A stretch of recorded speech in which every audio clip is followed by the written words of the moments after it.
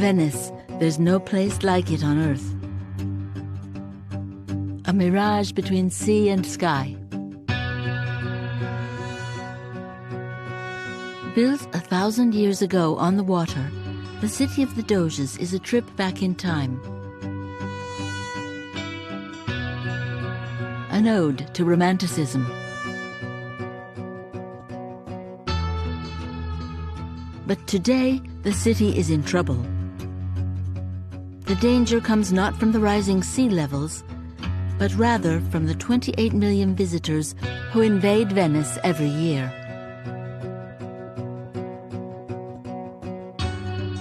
Behind the postcard, the dream is fracturing.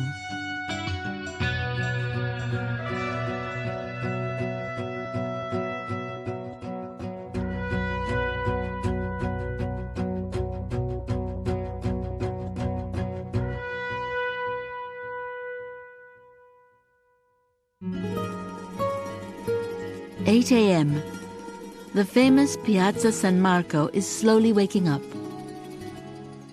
At this time of day, Venice still belongs to lovers.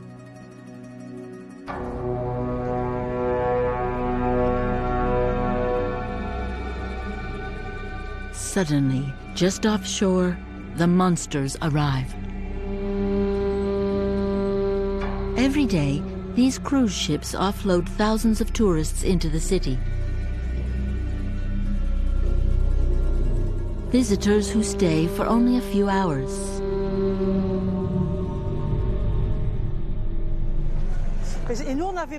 Like these two couples.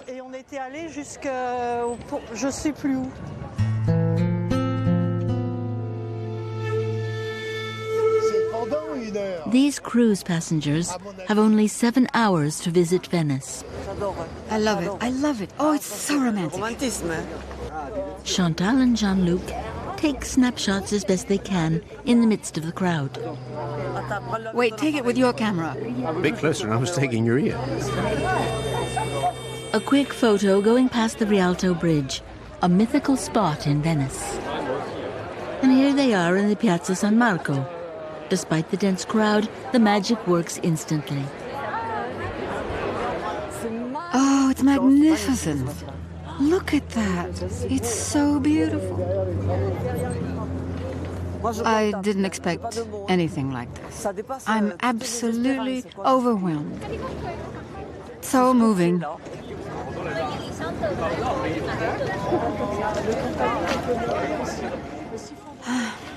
I'm so deeply moved.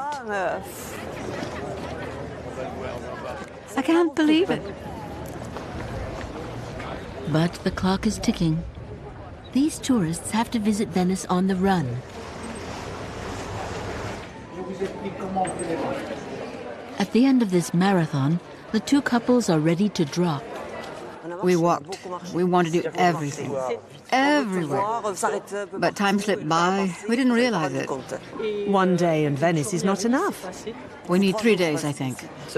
Makes us really want to come back and take some more time so we can see more of the surrounding area, you know, the islands and everything. During their day in Venice, these 4 pensioners have spent most of their time on the Piazza San Marco.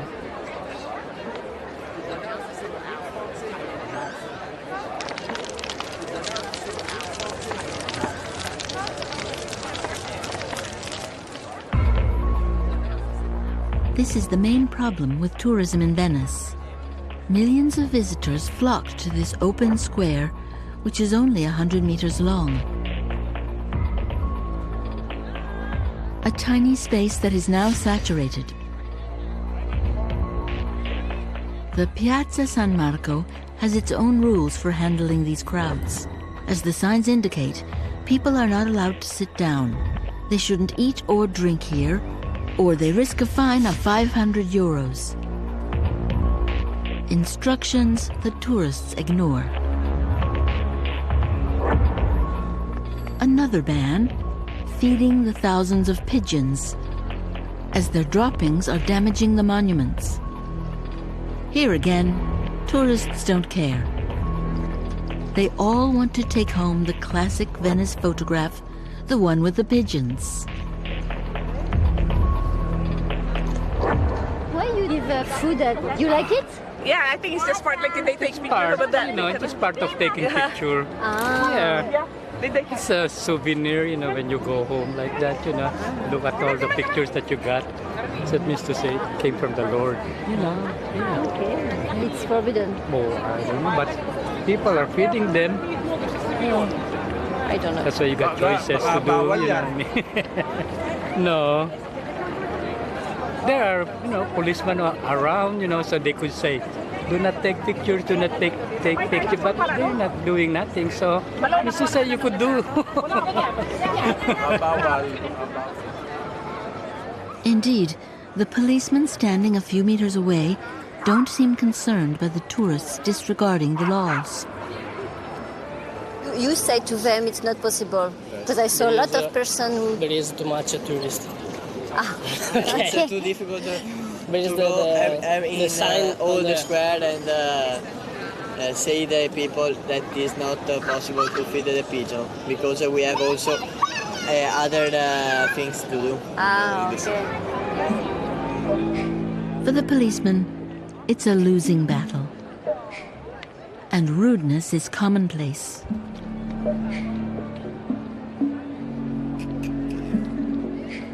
To see the extent of the problem, we wait until the crowds have left.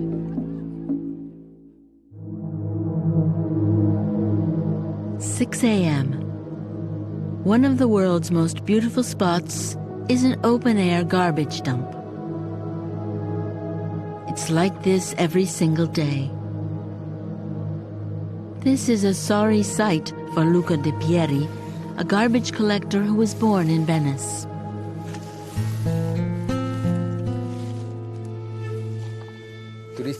Tourists are not respectful. They eat and then throw everything on the ground. It's turned into a picnic area.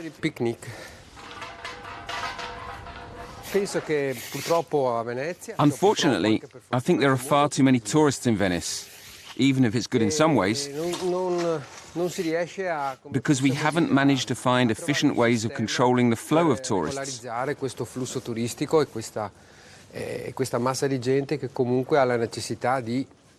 All these people need to eat, so unfortunately they come and hang out in the most beautiful places.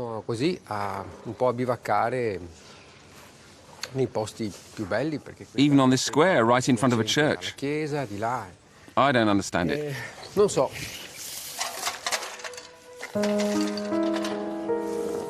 Luca and his colleagues will spend an hour cleaning up the Piazza San Marco before the arrival of the next horde of tourists. Hundreds of kilos of collected waste are then carried off by hand. In Venice, nothing is done the same, even garbage collecting. In this labyrinth of small streets, the corners are sometimes hard to negotiate.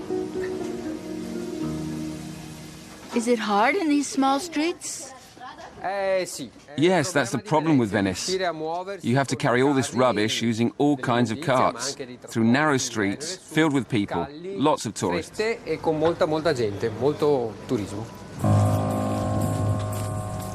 Tourists in Venice generate 30,000 tons of garbage annually. This trash is then removed by boat. The complex logistics involved makes it 3 times more expensive than in Paris. In this city on the water, the tourist explosion causes other damage as well. Irreparable deterioration that most visitors can't even imagine. Matteo Secchi runs the largest association for the defense of Venice.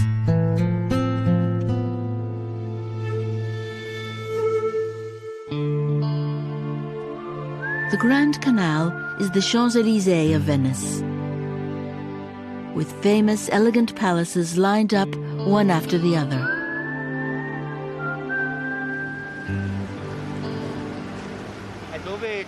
There, that's where George Clooney got married. The Armani Hotel. Matteo, whose family has lived in Venice for several generations, is exasperated to see his city suffocating from tourism. Right here, the Grand Canal has become a highway. By increasing the number of tourists, it increases the number of vaporettos, gondolas, taxis, transport boats. More tourists means more traffic, therefore more damage. The increasing number of even more powerful boats is a calamity for these ancient structures.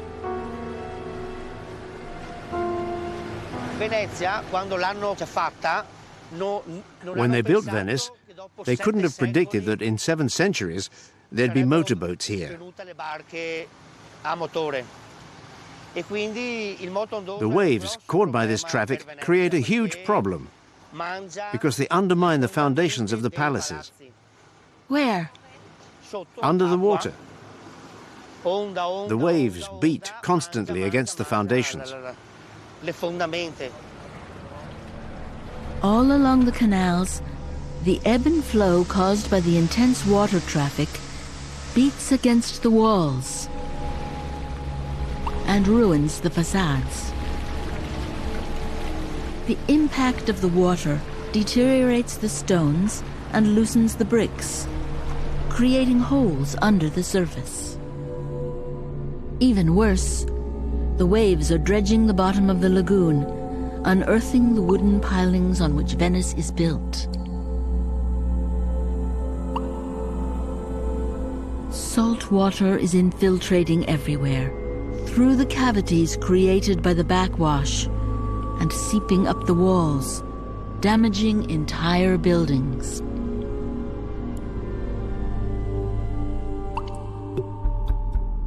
Another scourge is destroying the city's foundations: the cruise ships. 300 meters long, 60 meters wide, these floating cities are taller than the highest buildings. Every week, some 30 ocean liners cross the lagoon, weakening the city of the Doges even more. This afternoon, a number of Venetians have prepared a counteroffensive, a protest action on their own terms. The police are on high alert. For 4 years, the Committee Against Large Ships has been protesting their passage through the lagoon. Tommaso Cacciari is one of the movement's leaders.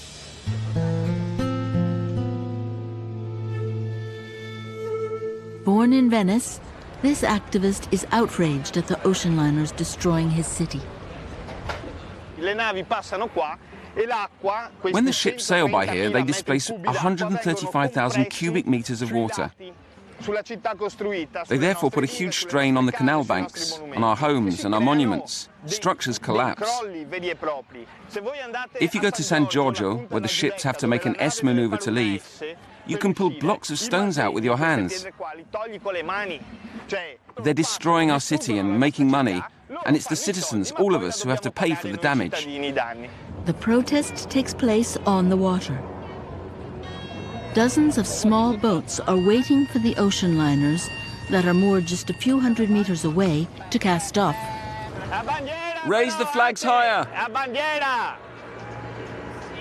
When the ships go by, we're going to try and stop them with our small boats. Is that possible? Of course it's possible. David and Goliath. The signal is given. The cruise ship is getting closer. The demonstrators are going to try to interfere with its passage and symbolically throw eggs at it. Stand here, so that you can throw them a really long way. The police intervene to prevent the protesters from getting too close. Tommaso waits for the right moment to launch the attack. Hey, look how I can mess you around, Coast Guard, look.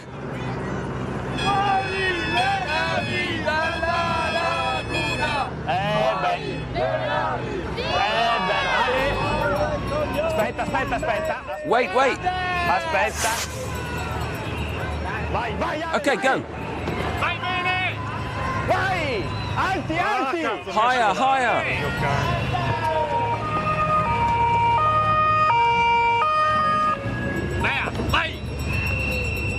Go on, take good aim. That was a good one. We hit the boat. It's just an egg, but we hit it. The activists get as close as they can to the floating building. That's dangerous. Move away. This is my home here. They're the dangerous ones.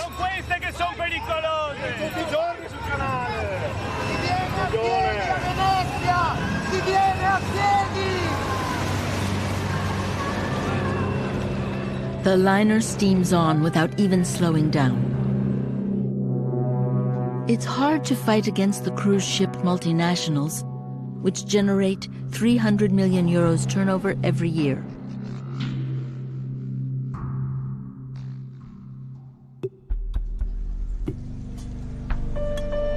Venice is endangered, but the authorities don't even have the funds to protect it. And with good reason. Most of the tourists who invade the city don't spend a single night here. They don't pay any visitors' tax to the city to pay for the upkeep of the monuments. This woman city councillor is responsible for public works. 1 year ago, the city launched one of its largest restoration projects, the iconic Rialto Bridge, worn down by the incessant passage of millions of visitors. This 16th century structure has not been restored in 40 years. The scaffolding runs along its facade right up to its roof.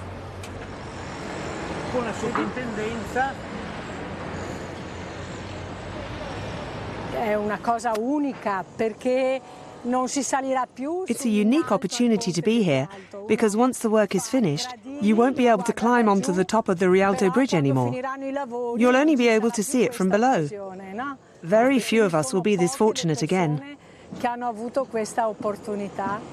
The renovation will take 18 months.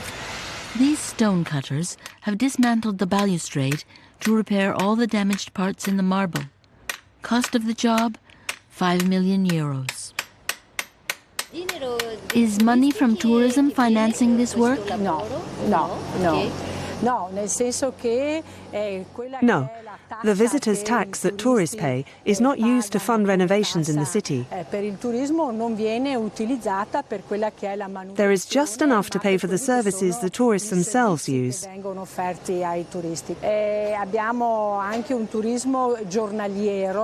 We have a one-day type of tourism that doesn't bring anything to Venice while using the city services.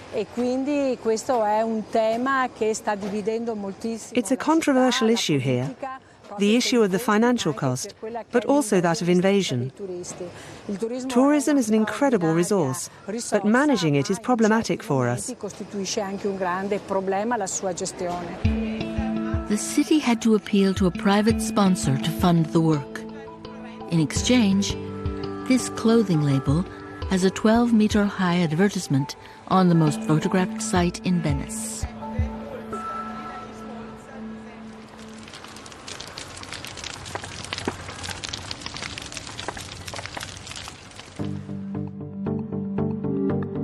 The city of the Doges accepts all these problems because tourism is a vital sector in Venice. The only one flourishing despite the economic crisis.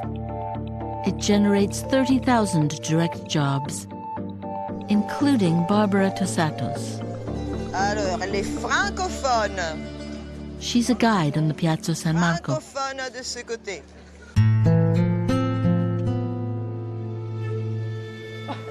Barbara is one of the Venetians who supports tourism, Venice's only economic activity. We don't have anything else in Venice. Tourism is what keeps Venice alive. Everyone depends on tourism. My dentist depends on tourism. I'm a guide, I depend on tourism. The restaurants, the hotels, everyone in Venice depends on tourism. This former history professor switched to tourism 30 years ago. When she began, Venice had 65 guides. Now there are nearly 300. Barbara loves her city and wants to show people the real Venice, the one outside the Piazza San Marco. This morning, you'll be immersed in daily life. What's unique about Venice, apart from its beauty and its monuments, is the way people live. So try to stay on the right in the small streets. Otherwise, you'll block people's way. If not, you can follow the tourist routes, but it's not interesting. We're going to explore around the small streets. This is the real Venice. The little canals, the small bridges, little balconies filled with flowers, the roof terraces. Barbara leads her group down the tiniest passages and into countless hidden little courtyards. This is not a campiello, it's a corte. La corte dei milioni. Most of all, she wants people to understand the Venetian lifestyle. Venice is not a small town. Venice is a big village. I have friends who meet here every night for drinks at 7 p.m. sharp. And over there, they meet for drinks at 7:30. This town really leaves a mark on people. It's like a village. And that's what's magnificent. It's magnificent. And it's unique. Her message to tourists: don't behave as if you were in some conquered land. Let this man by. He's a real Venetian. And it's an important one, because many Venetians are nearing a breaking point. You know, Venetians are like pandas. There aren't many of them. Like Cristina Giussani, a bookseller.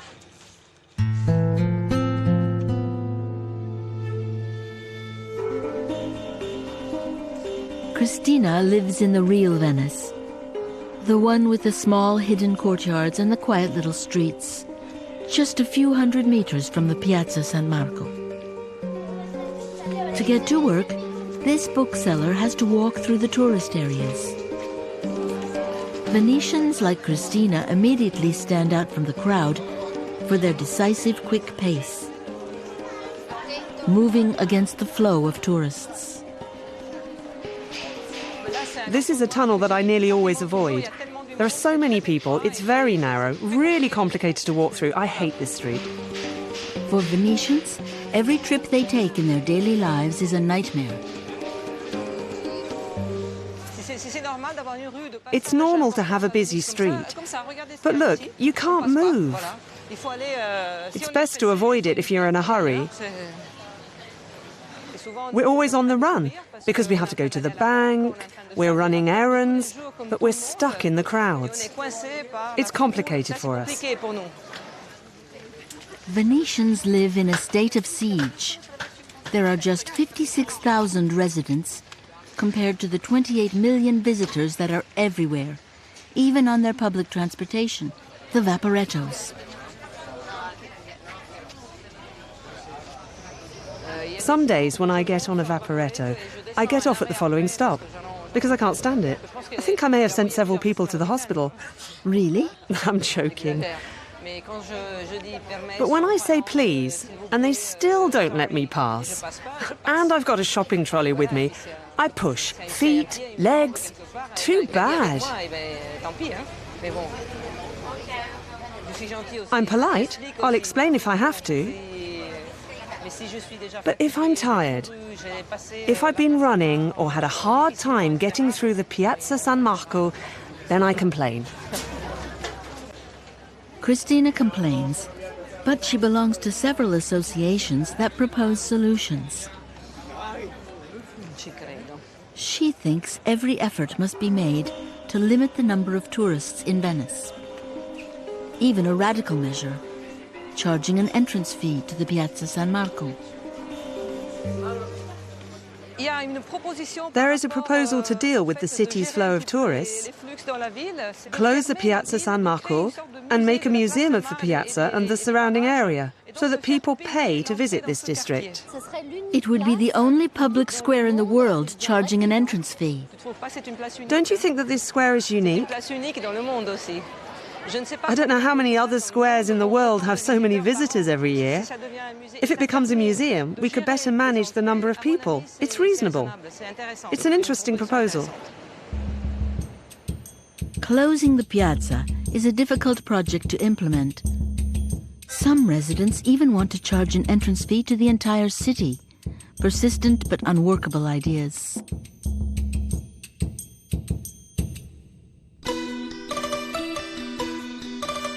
In the meantime, exasperated Venetians keep tourists at arm's length, even during the most spectacular festivals. On the first Sunday in September, one of Venice's biggest events is about to take place, the historic regatta. In this gym on the other side of the city, Venetians meet up to get ready.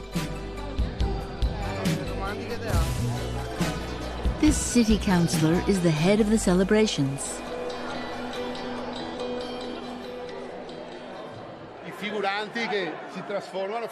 These people are disguised so that we can leap 500 years back in time. Our duty is not only to show what we were and what we're proud of, but also to say that even if our lifestyles have changed, we're still part of the great history of the great city of Venice. It's a return to the 15th century, a time when Venice, the Serenissima, dominated Europe. Venetians are still proud of this opulent era. There aren't any tourists in this troupe. The event is not even publicized on the streets of the city, deliberately so. It's private. Here, you see what Venetians experience when they're away from the tourists. The tourist who takes over and wants to decide everything is a tourist to be avoided. If we started to change and accommodate them, we'd no longer be true Venetians. It would all be just a meaningless masquerade. 2 hours later, Venetians are lining up along the Grand Canal. The luckiest ones are at the windows of their palaces. Others are packed into boats. The best place to get a view. The historic procession opens the festivities. But everyone is waiting for the boat races, where the oarsmen row standing up. This is the most popular sport in Venice. Every year, the city's best teams compete, cheered on by their supporters. There are very few tourists among the spectators, except these 3 French visitors who can't really understand what's going on. They're the names of districts or something. What's the word on there? Mauvrement? Or the names of streets, I don't know. They told me they do it on purpose, so that not many tourists come. What do you think about that? It's a pity. It's too bad. We're here to discover Venice. On the other hand, it's not a bad idea. I can understand why. It's a shame, because it's part of the Venetian culture. So, well, it's too bad they don't advertise it more. We're here to discover Venice. So I don't see why we couldn't watch this type of event. But at the same time, if people knew about it, I'm not sure that everyone could fit along the canals. So what the best thing to do is, I don't know. Therein lies the dilemma. How to make a living off tourism without losing your soul. For Cristina, the Venetian, in some neighborhoods it's already too late. Vice president of the Shopkeepers Association, this bookseller has seen all the local businesses disappear one after another. That was a historic toy store for 50 years. And this bridge is still called the Bridge of Toys by the Venetians. Then it was a shoe shop, And that lasted for 2 years. And now it's cheap souvenirs. Tourist shops have invaded Venice. Here is where the disaster begins. That was a store. There were the two others opposite. It was a famous fabric store, and I used to buy fabric here for my sewing. This one's closed. Nothing but souvenirs. Bags made in China. There's still a baker and a fruit and vegetable shop, but we used to have everything we needed. The butcher, food stores. This street changed overnight, suddenly. You go by in the morning, and at night it had changed. It's shocking to me. Over the last 5 years, all over the city, the number of stores selling junk for less than €5 has skyrocketed. Cheap leather bags, fake traditional masks. Souvenirs sold as if they were made in Italy, all identical but rarely genuine.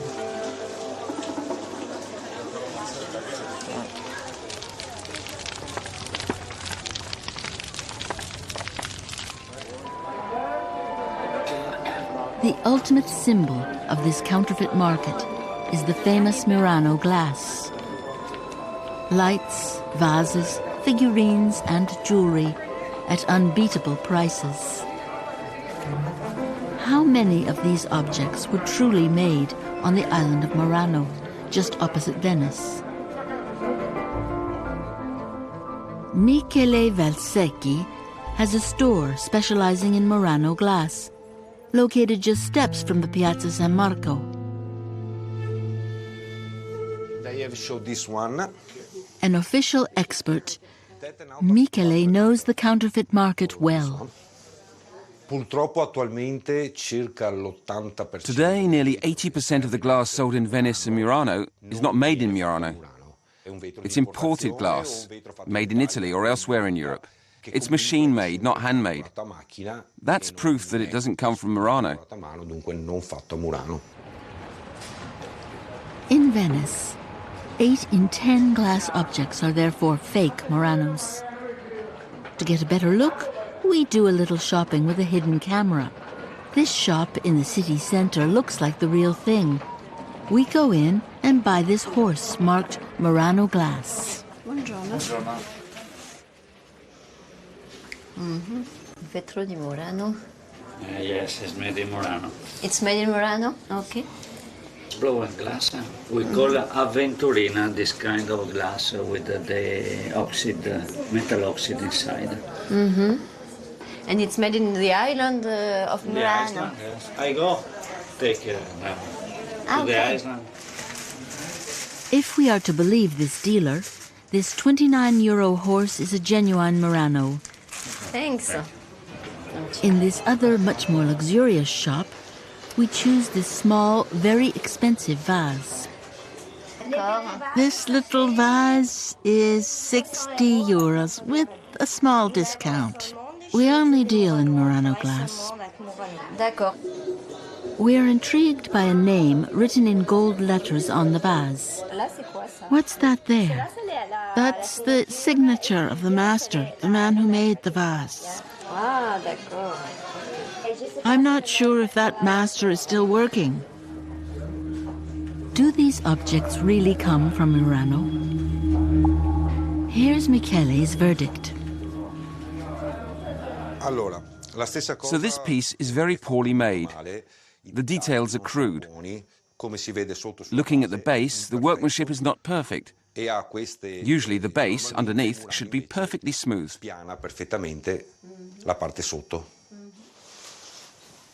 To demonstrate, Michele compares it to a genuine Murano horse. On this one, for example, you can see that the base is entirely smooth. Murano glass is an artistic glass. All the details are meticulously crafted. The mane, the ears, the mouth. This is the work of a master glassworker with years of experience. And this is not. Next, we look at the vase from the luxury shop. This is classic glass from Tuscany. It's too regular, proof that it was machine-made, especially the rim. You can see that the circle is perfect. By hand, that's impossible. So it doesn't come from Murano because the glassworkers there only work by hand. And then this signature is absolutely meaningless. Is it possible that they invent a signature? Yes, I could write my name. You could write your name. Anyone could write their name. The ultimate in deception. At 60 euros, the fake Murano is more expensive than the real thing. A small vase like this one, a genuine Murano, would cost 30 or 40 euros. This fake vase is really too expensive. There is only one official label guaranteeing the authenticity. This label, indicating the workshop number. Beyond the aggrieved tourists, this counterfeiting is slowly killing the Murano craftsmen. Every week, Michele goes to the island to buy merchandise from the workshops.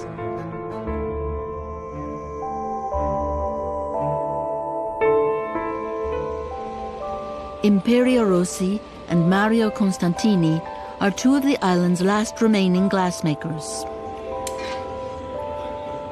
Very quickly, performing precise, rapid movements, Mario transforms this piece of molten glass into a horse's head.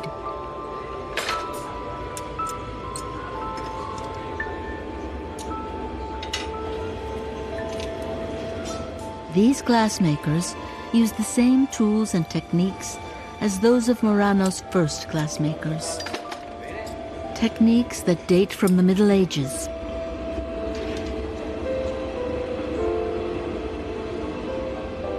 It takes decades of practice to master this skill.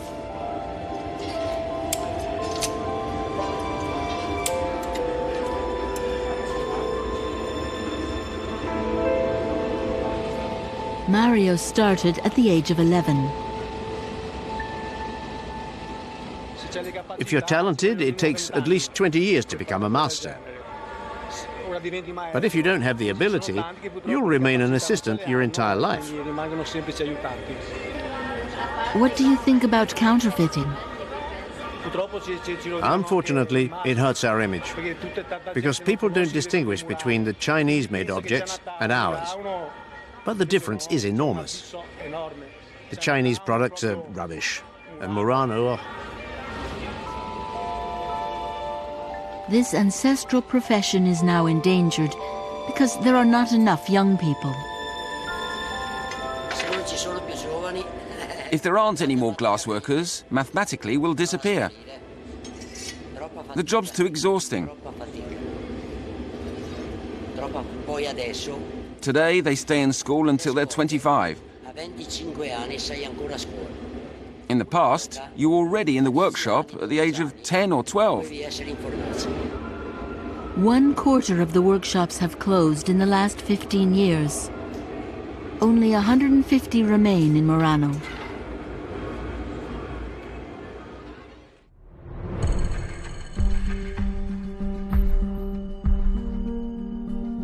Under the pressure of mass tourism, the historic city of Venice is gradually losing its authenticity and becoming a theme park. Venetians no longer even live behind these walls. Currently, 1 in every 4 homes is rented to tourists, a world record. Multiple agencies have been created in recent years to manage them, like that of Marco Malafante, an English-speaking Venetian businessman.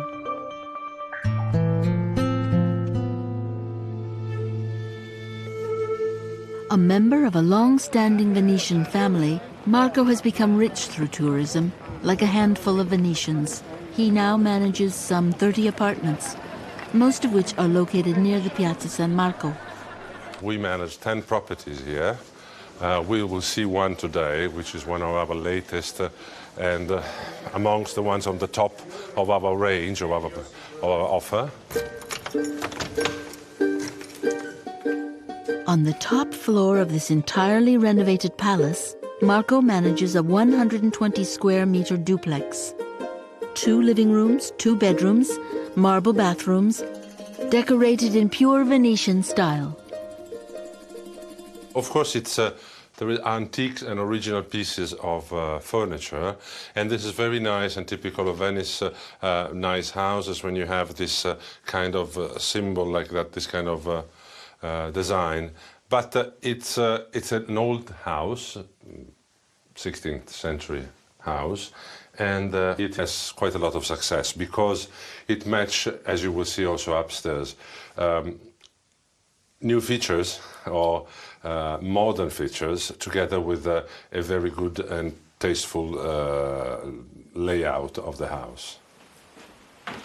This duplex is only rented to tourists, to people who can pay up to 400 euros a day, especially to enjoy its rooftop terrace. The owners do very well from it. It's quite a solid investment. It's a town where you can't build anymore.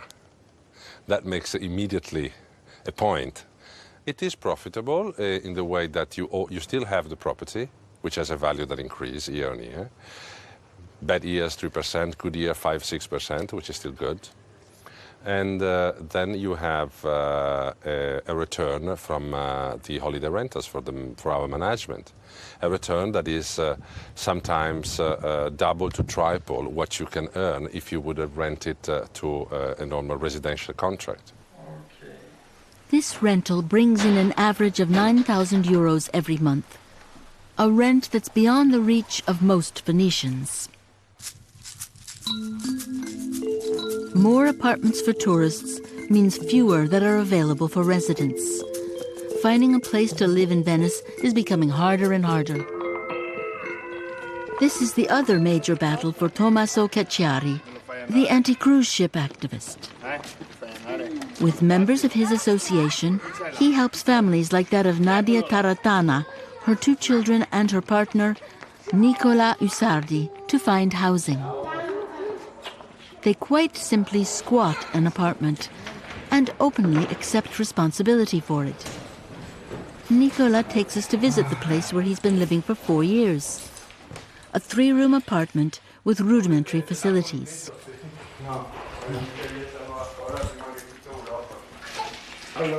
This is the bedroom. We have about 70 square meters, which is a good size for a family like ours.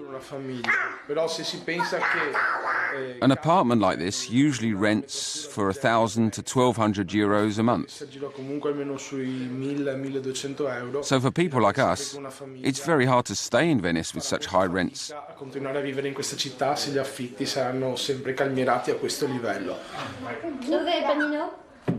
In this small town of 56,000 residents, real estate prices are the same as those in Rome, Italy's capital.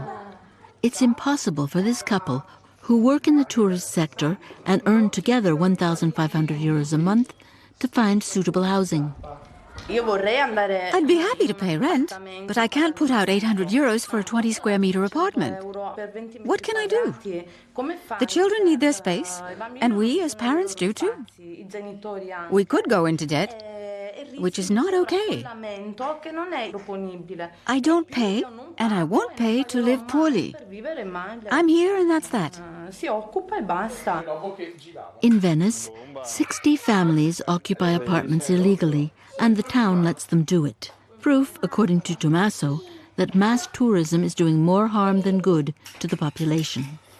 It's not true that tourism brings wealth and well-being.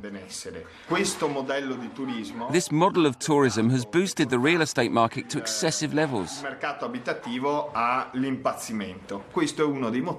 That's why there are so many illegally occupied homes in Venice. They're all Venetians who want to fight back and don't want to give in to the speculation. They resist because they just want to keep being Venetians. But not many of them can hold out. In recent years, the city has been emptying out at an unexpected rate. In 20 years, it has lost 20% of its residents, most of them young. Inside the city itself, the remaining population is aging.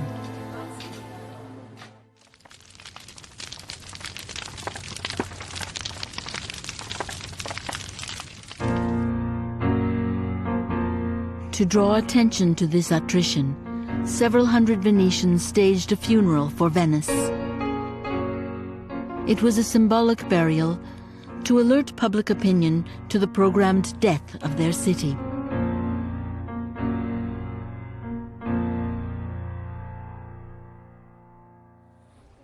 Matteo Secchi planned this funeral. Since then, he has organized regular events in support of Venice's survival. One of his most recent battles was to save the last hospital. This is the last remaining hospital in Venice. They tried to close it a few years ago because there are fewer and fewer residents. The problem for us, but also for tourists, is that the closest hospital will be on the mainland, more than an hour's drive away.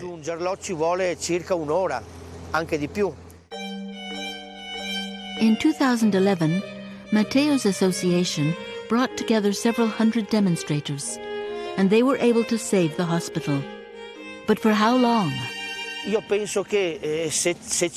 me, if they close the hospital, it's a death sentence for the population.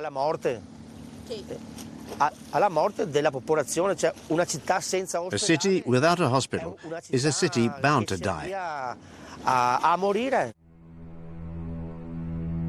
The end of public services and small businesses, a dwindling population. In time, Venice could become a ghost town, a mere backdrop.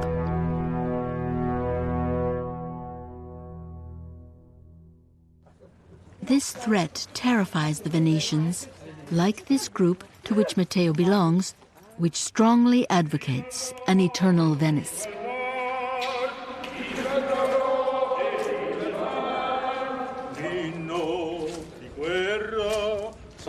Afraid of being forgotten, afraid of disappearing, they're carrying out symbolic acts aimed at raising awareness at a global level.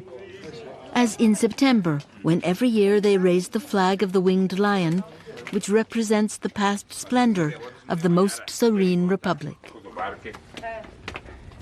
They fly the banner atop this fort, which stands at the entrance to the lagoon as a warning to tourists. It's an act of resistance and pride, and a way to show that we belong to our city, which is represented by the flag.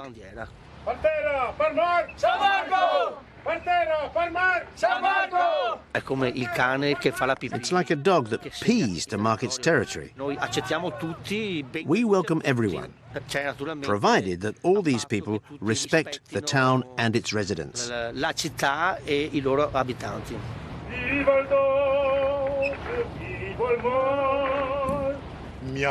These Venetians, who have become a minority in their own city, are falling back on their tradition and their identities, the last vestiges of the city of yesteryear. I'm very afraid. I'm very afraid for Venice.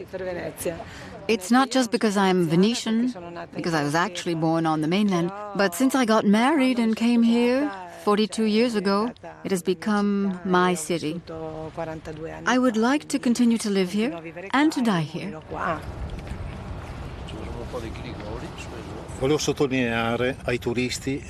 I would like to speak directly to the tourists.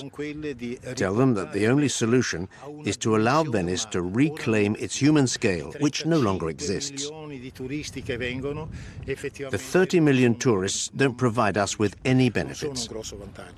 All of us at the international level have to save Venice so that it once again becomes a welcoming place, so that it is once again a city that people love, because that's not the case anymore.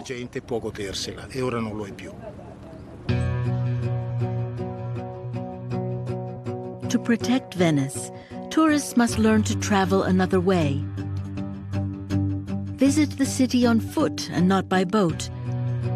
Take time to explore beyond the usual tourist itineraries and blend into the city to respect the beauty of the sights and the peace and quiet of its residents. A responsible type of tourism is crucial because at this rate, in 10 years, the number of visitors will exceed 50 million.